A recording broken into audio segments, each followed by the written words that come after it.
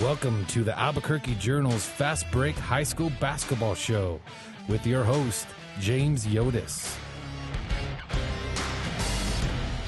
This show is sponsored by Western New Mexico University.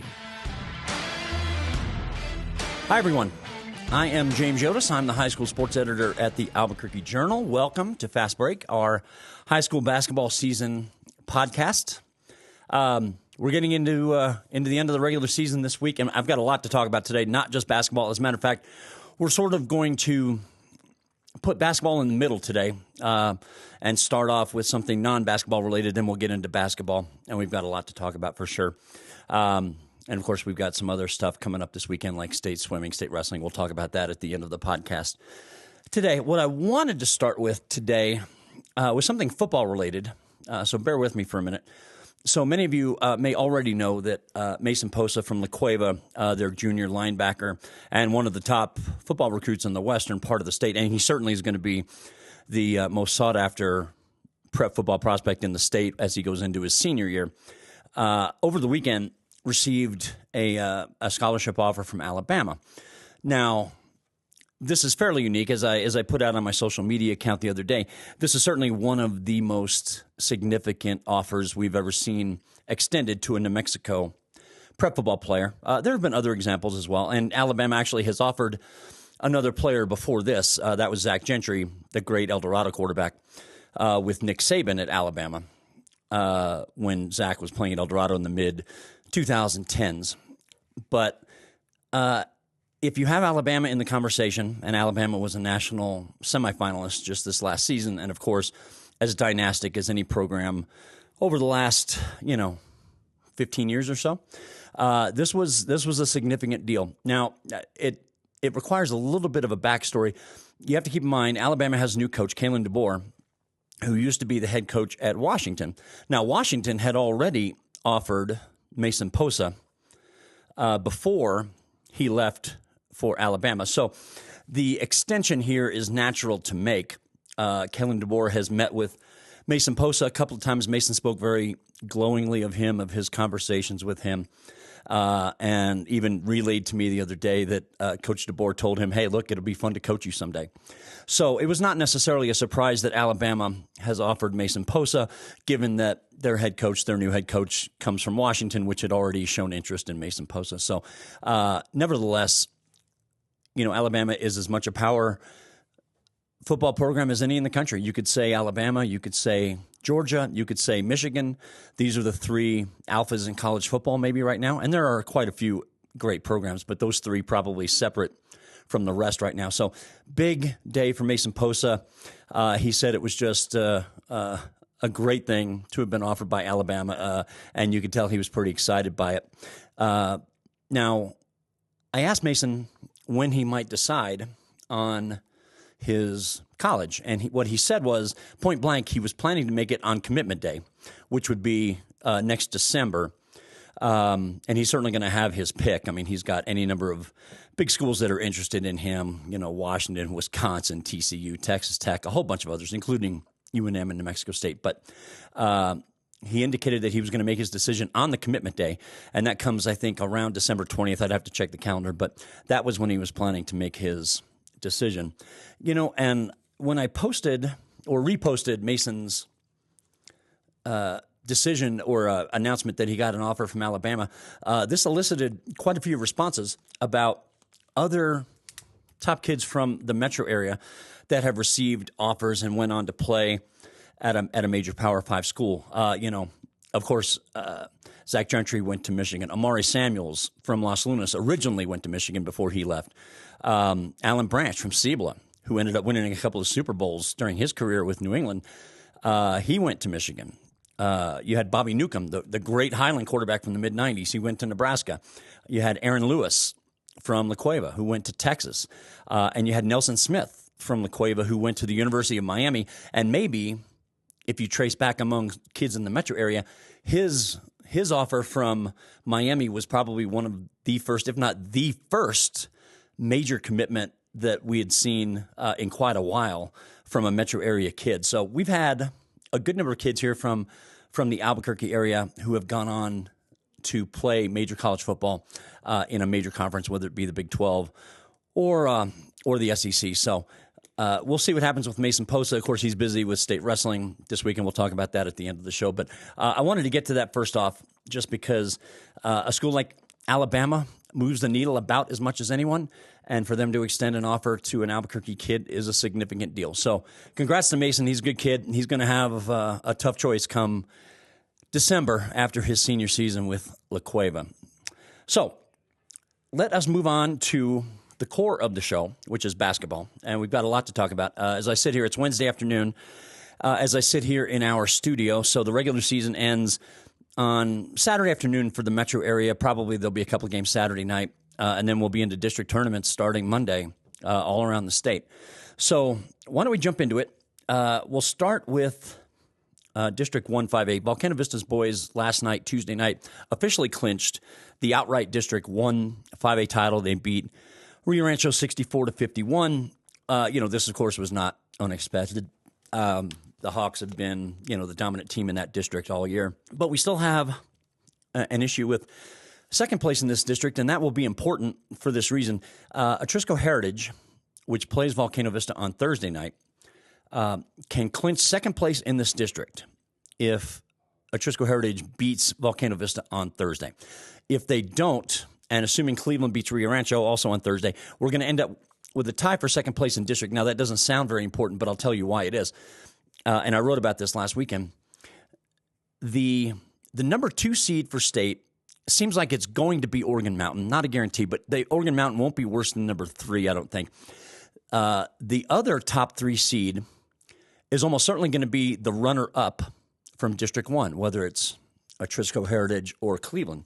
So this is important in the sense that when we get to the state brackets, the number 2 and number 3 seeds are going to be in the bottom half of the bracket away from Volcano Vista. The number 4 seed, which very well could end up being the number 3 team from District 1, is going to likely, almost certainly, end up in the top half of the draw with Volcano Vista. So, as I wrote the other day, any team that wants to get to the state championship game in 5A boys basketball, they're going to have a much better chance to do this in the bottom half of the draw where they don't have to play Volcano Vista in theory until the final. So the teams that are seeded 4 and 5 are going to be in the top half with Volcano Vista, which is certainly going to be the number 1 seed. So how Atrisco Heritage and Cleveland finish up in that district is definitely important, and they know this. Neither one of them would want to be in the same half of the bracket with Volcano because the odds are they wouldn't get to a state championship game, even if they have a state championship level team. So that is something that we certainly have to keep an eye on for the rest of the week. Like I said, Atrisco plays at Volcano on Thursday. And Atrisco Heritage is certainly capable of beating Volcano. That's not out of the realm. It's unlikely, given Volcano Vista's dominance over everyone this year. But it's not out of the realm. But it's going to take a pretty Herculean effort for Atrisco to do that. So we'll see how that plays out. And another quick side note on Cleveland, I want to congratulate Cleveland coach Zach Cole, who won his 200th career game last night, Tuesday night, as Cleveland defeated Cibola. Of course, Zach spent most of his head coaching career with Santa Fe High, and he's in his first season with Cleveland, so congrats to Zach. So as we move into District 2-5A, like I said, as I sit here Wednesday afternoon, we still have a couple of games left in that district. Mathematically, La Cueva, West Mesa, and El Dorado even could all win this district outright, depending on how things go over the next couple of days. There are some games tonight, Wednesday night, and others later in the week. So I don't want to get into all the possibilities, but those 3 are all in the mix to win the district. Of course, if El Dorado should somehow win this district, it would create unbelievable havoc with the 5A state boys basketball bracket. Many of you already know this, but at the state tournament, the way the teams are seeded is largely based on how you finish in your district. So the team that finishes first in any district, boys or girls, must be seeded higher than the team that finishes second in the district, and so on, third place, fourth place. So this can have a definite domino effect, as we think about the state brackets. So we'll see how that plays out. La Cueva does play El Dorado at the end of the week That game may or may not have significance for El Dorado. It almost certainly will for La Cueva. So we'll see how it goes. West Mesa's in a bit of a slump. They've lost a couple of games after starting 5-0 in district. They lost a couple of games. So West Mesa's been slumping a little, but they're still a very dangerous team. So we'll see. We'll see how that goes. District 558. Since the last time we spoke, Los Lunas had a 2-game lead when we talked last week. They now have a 1-game lead over Santa Fe, largely because Santa Fe hit a miraculous half-court shot to beat Albuquerque High the other day. And so Santa Fe is sitting a game behind Los Lunas. Los Lunas still has to play Albuquerque High later this week. That's a game Los Lunas is going to have to win to clinch the outright District 5 title. And as we noted with the District 1, there are definite seeding implications here. An outright district champion is not necessarily guaranteed a home game at the state tournament. It's likely more than not, but it's not guaranteed. And I'll explain more about that in a minute. So Los Lunas needs to keep winning. They've got, they've been the best team in this district all season, but now they need to close it out. And on a side note, we should mention that Jalen Holland, the great junior guard for Los Lunas, reached 2,000 career points the other day against Capital, scored 42 points in that game on Saturday in a victory for Los Lunas. So Jalen gets over 2,000 points, just as Bella Hines for El Dorado did several weeks back. So all congratulations to Jalen. And as we think about Jalen, and I spoke to him the other day, and I looked up some of the NMAA records, the all-time scoring record, Jalen is at 2,008 points after his Saturday game against Capital. The all-time scoring record in Mexico, according to the NMAA website, is A.J. Lackey from Camado, who scored nearly 2,800 points. He finished playing in 2019. The Metro record for scoring is Bryce Alford from La Cueva, 2,480 points. Bryce finished playing in 2013. Jalen, as long as he stays healthy, is certainly going to pass Bryce Alford as the all-time leading scorer among metro area kids. And I was doing the math the other day. If he continues to score at the pace he's been going at, another 25 and a half he's been averaging this season, if he were to continue that through the end of this year and into next season, and he would have to maintain a number close to that for all of his senior season, he would have a pretty good chance to catch the all-time record. And, of course, this is the holy grail of the records in prep basketball, to be the all-time leading scorer in the state, given how many great players we've had. So we'll see. That's something we're certainly going to track, next season as we get into that. But he certainly is on track to become the all-time leading scorer among boys who played here in the Albuquerque metro area. So congratulations to Jalen. He's a humble kid. When I called him the other day, he didn't have a lot to say about it. He doesn't tend to speak very openly or exuberantly about his own accomplishments. He stays pretty grounded, and that comes from the family he comes from. But all congratulations to Jalen for getting 2,000 career points, and the second time we've seen that this season, which is extremely rare to have two kids from the metro area get to that number in the same season, let alone within 3 weeks of each other. So District 5 is going to come down to this weekend. Los Lunas needs to keep winning if it wants to make sure it gets a home game. And Los Lunas is one of those teams. Is it 100% sure they would get a home game?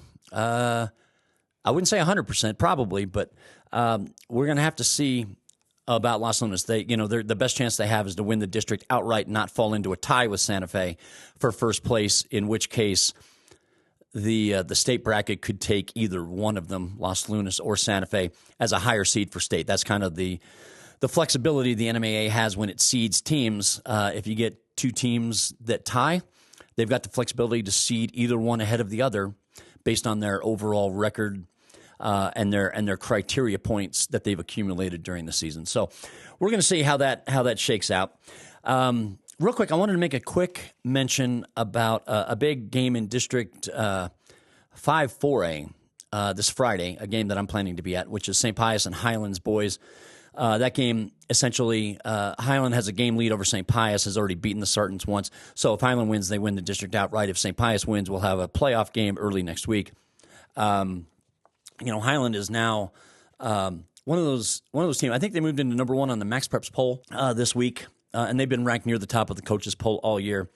This is one of these weird circumstances where even if Highland were to lose to St. Pius, it's not really going to hurt them too much in terms of seeding. The NMAA is certainly going to take Highland as a higher seed at state over St. Pius no matter what happens on Friday. St. Pius can help itself more than Highland can really hurt itself in this situation. And as a side note, I ran into Marty Size, who is a New Mexico basketball historian. Marty, I like to think I'm pretty knowledgeable about prep basketball. Marty puts me to shame. He is incredibly knowledgeable, is a record keeper, and is heavily involved in keeping updated numbers on the NMAA website regarding state records, individual records, team records, coaching records, whatever. And when I ran into him the other night at Valley High School for a game between Valley and Hope, he told me that Jesus Licon, which is Highland's junior guard, who's been just tremendous all year, has a chance, if Highland plays deep enough into the state tournament, he has a chance to break Bryce Alford's single-season state scoring record, which is 1,050 points. That was during his senior year, 2012, 2013. So that is something to watch out for. We'll have to see how that plays out. Of course, Highland still has, a few games left. So we'll be paying attention to that, and we'll talk more about that when the time comes. Education and training at Western New Mexico University is accessible from every corner of the land of enchantment, providing limitless opportunities toward success for more than a century. And now, through the New Mexico Opportunity Scholarship, tuition and fees are covered for anyone looking to start or start over. Along with free tuition, books are always included for every WNMU student, assuring your only worry is how far you can actually go. Lift off toward your future and endless potential at WNMU today. So let us segue now to girls basketball. I'm going to start with District 2-5A. I was at a game last night, Tuesday night, at La Cueva between Farmington and La Cueva. And I've joked on my social media account that the first two times I saw Farmington, it went really badly for them. They came down, played Sandia, got worked over pretty good. Sandia just really outplayed them, beat them by 22. I saw them play again last week at El Dorado, a game that Farmington was ranked number one in both of those games, the Sandia game and the El Dorado game. El Dorado beat Farmington 72-68. The big difference in the game was free throws. El Dorado shot like 38 free throws compared to I think 16 for Farmington. Bella Hines on her own shot more free throws than Farmington did as a team. So that was a big thing during the course of that game. Of course, Bella finished with 46 points that night, and I had a chance to visit with her after the game. So why don't you listen to her comments after that big win over number one Farmington. So we're visiting with Bella Hines, 46 points tonight. El Dorado beats number one Farmington 72-68. The way you guys celebrated that win tells me that you knew how important this was. Yeah, I mean, we knew this game was super important. We knew they were the number one ranked team, so we really just came in just wanting to prove something, and I feel like we did tonight. And I mean, after that Sandia game, we just felt like we had so much to prove. So we came in here with nothing to lose, and it showed. Prove what exactly to Farmington? Honestly, just that we're here, we're ready to play. I know a lot of teams think it's just me that can score, but no, as you can see tonight, everybody can score on my team, and anybody can have a good night on any given day. So let's talk about, you guys are now only a game behind them in the district standings, but psychologically, I would think this is an important result. Oh, I definitely say it would. I mean, now we got a little bit of teams worrying. We play West Mesa, Trisco, and then Cueva again next. So I know they're worried that we just came off and beat the number one team. So I know I'm excited, for the rest of the season. So we'll see how it goes. Give me your perspective about how this team has grown from when we started in early December to where we are now in mid-February. We've grown so much. We trust in each other and in all of our abilities, especially our coach. We've just trusted in his process. So I couldn't be more grateful for this coach and this team, and I wouldn't want it anywhere else. Tell me what your attitude is about. I mean, you're capable of putting this team on your back, but you certainly have help. Tell me about the balance between those two things. Honestly, I really just try to get my teammates going first, because as soon as they start getting going, it opens things up for me. So as soon as they get going, it opens stuff up, and I'm just ready to play anytime, so we're ready. So there's Bella Hines, who has just been scoring at a torrid pace all year. She had 43 points last night, Tuesday night, against West Mesa, and she was really big in that win over Farmington. El Dorado was ranked number 5 coming into that game, and El Dorado has a higher ranking than it's had in many years. And this is a team that's been really, really picking up some quality wins along the way. They beat Clovis back at the Rio Rancho tournament. That was a really nice win. Clovis is an excellent team. They beat La Cueva a couple of weeks ago, handily. And, they beat Farmington last week. So El Dorado has stacked some really impressive wins along the way this year. it'll be interesting to see how this district shakes out. As I sit here today, Sandia still has a 1-game lead over Farmington. Sandia is certain to win this district. Sandia's last game is against West Mesa. So as long as Sandia doesn't slip up, and they shouldn't, Sandia is going to be the number 1 seed for the district tournament. Farmington is going to be the number 2 seed. El Dorado is pretty much locked into the 3 seed. And La Cueva, which is the team I want to talk about for a second, La Cueva is in 4th place. They cannot improve their position. Even if they beat El Dorado at the end of this week, they can't lose any spots in their district standing. So La Cueva is the 4th place team. They're going to be the 4th place team in District 2-5A.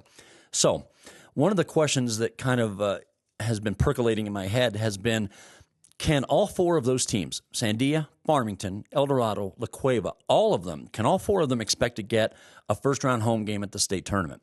The first 3, Sandia, Farmington, El Dorado, that's no question. La Cueva is a little bit harder to answer as a 4th-place team. There are some other teams in that mix, teams that are fighting for a top 8 spot so they can play a home game at state. And, of course, you only get 1 home game at state. The rest of the tournament is played up here in the metro area. So, there are teams like Mayfield and Oregon Mountain and Clovis. All these teams are kind of in the mix, all fighting for a first-round home game. We have a big game coming up on Friday night between Mayfield and Oregon Mountain. Those 2 teams are tied for first in District 3-5A, and they play on Friday night to settle first place in that district. So you have the second-place team. The loser of that game will be the second-place team, and you have Clovis, which seems likely to win its district. All of these teams, including La Cueva, believe they've done enough to earn a top 8 seed. Now, La Cueva is one of only 2 teams out there that beat Hobbs, and I watched that game, and they were really impressive. And La Cueva is a really talented team. They're just, they're stuck in a really, really brutal district this year, and El Dorado has proved to be, I think, better, honestly, better than I thought they would be, and I think probably even better than many people thought they would be. But Bella Hines has been carrying that team, and she's getting good help from some of her other teammates, role players who are filling their jobs really well and making it difficult for teams to just go after Bella. So the state tournament brackets will be out a week from this coming Sunday on March 3rd. So it's going to be really interesting to see where La Cueva ends up. Like I said, think about these other teams I mentioned, Mayfield, Oregon Mountain, Clovis, those 3 in particular, plus La Cueva. Wow, it's going to be tough. One of those 4 teams is going to end up outside the top 8. I don't know which one it will be, but one of those is not going to get a home game. When you think about the other teams that are already in the mix, like, if you think about the top grouping, you have Hobbs, you have Farmington, you have Sandia, you have Volcano Vista, and you have El Dorado, those 5. And then among the 4 teams I just mentioned, La Cueva, Clovis, Oregon Mountain, Mayfield, 3 of those 4 almost certainly are going to get a home game. One of them will not. La Cueva as a 4th-place team, that's going to be something to watch. So we'll have to see how that plays out. In District 1-5A, Rio Rancho and Volcano Vista are playing tonight, Wednesday night. Volcano Vista can clinch the district title with a victory. Those 2 teams, I saw their first game, which was tied at halftime, and Rio Rancho's little 8th grader, Maddie Martinez, I think, scored 41 points, that night. And Rio Rancho kept that game pretty close for most of the way. If Volcano Vista wins at home in the rematch, they will clinch outright first place. Rio Rancho is a really good young team. That team going forward, watch them closely. This team is on the rise under Lori Mabry, who took Cibola to a state championship once and is from Kirtland and understands what it takes to build a quality program. So Rio Rancho is a team we most definitely need to keep on our radar. This is not going to be their year, and that's not a criticism of them. This is not going to be this year, and maybe even next year won't be their year, but in a couple of years, when some of these really young kids have really starting to blossom, kind of like Sandia's kids have done this year, watch out for them. District 5-5A is an interesting district. You've got Albuquerque High and Los Lunas in first place. Albuquerque High beat Los Lunas by a point the first time they played, and they're playing again later this week. Albuquerque High has won 13 in a row and probably favored here. But one of the interesting aspects is probably no matter who officially gets the number 1 seed for the district tournament, whether it's Albuquerque High outright or whether Los Lunas and Albuquerque High tie for first, it's probably not going to matter. Both of these teams are almost certainly going to be on the road in the first round. We saw this happen last year with Albuquerque High in particular. Leilani Love, a great player for Albuquerque High, they had a tremendous regular season and they won their this district, but ended up on the road in the first round. Now, it didn't end up being too punishing because they played at Sandia, so it's not like they had to travel. But both Albuquerque High and Los Lunas, who have good resumes but not great resumes, whoever ends up winning this district is going to end up on the road. And Albuquerque High, I think, is like 21-4. I might be wrong about that, but even with that kind of record, Albuquerque High is not going to get a home game in the first round. I don't see that happening. I'd be shocked if it came to that. There are just too many other good teams whose overall criteria and resumes are just better than Albuquerque High. So I that's going to be something I'm going to be watching when we get to Selection Sunday, where they put both of those teams, but especially the team that wins the district. But that's part of the reason we went to this new criteria, as I've previously mentioned. You don't want to give a district champion an automatic home game. That doesn't exist anymore. It used to, and teams love that, but it doesn't exist anymore. In any sport, you win your district, that guarantees you a berth in the playoffs. That does not guarantee you a home game in any sport, whether it's soccer or football or basketball, baseball, softball, any of the major team sports. Doesn't guarantee you a home game, and I don't necessarily dislike that. I think that's the right way to go. Anyway, so we've got big games still to come in many of these districts coming down the pike. Over the next several days. As you all see this, it'll be Thursday, so we'll already be done with Wednesday games, but we still have many key games coming up Thursday night, Friday night, and Saturday afternoon. So we'll be into district tournaments by the time we meet again next week. We'll be in the middle of district tournaments, and we'll only be 4 or 5 days away from the state tournament bracket. So we'll talk more about all of this next week, and we're certainly going to talk about next week state wrestling and state swimming. That's what we're going to kind of wrap up the show with. We have state swimming coming up this weekend, Friday and Saturday at the Albuquerque Academy Natatorium. And we have state wrestling at the Rio Rancho Events Center, formerly the Santa Ana Star Center. That is also coming up Friday and Saturday.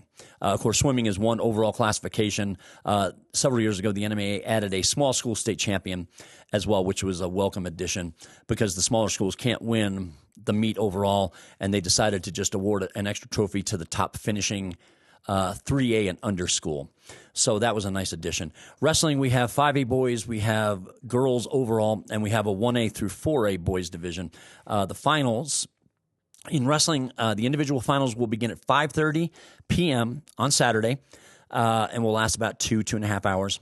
And if you're looking to attend swimming at Academy, the finals begin at 11:30 a.m. on Saturday at the Albuquerque Academy Natatorium. If you're planning to go there, plan in advance. Parking is very difficult there, and it might be a bit of a hike for you.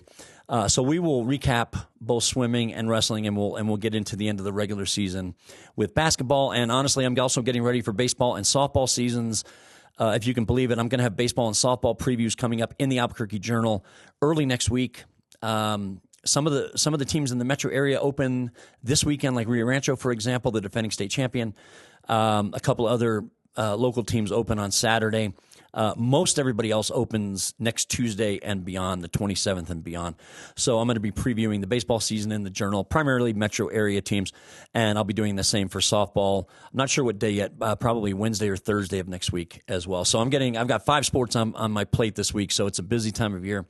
And like I said, we'll get into all that. And we're going to have a spring podcast. We're planning one after basketball season ends. We're going to jump in, and I'm going to start having some fun with some spring podcasts all the way through the end of the spring season, which is roughly the middle of May. So I appreciate you joining us today. As always, you can find my podcast at abqjournal.com. You might be finding it there now. You can find it on YouTube as well. Same thing with Jeff Grammer's very popular Lobo men's basketball podcasts. You can find them on those 2 platforms and some others as well. And as always, we encourage you to read, hear, and watch. I appreciate your time. Thanks for listening, and we will see you next week.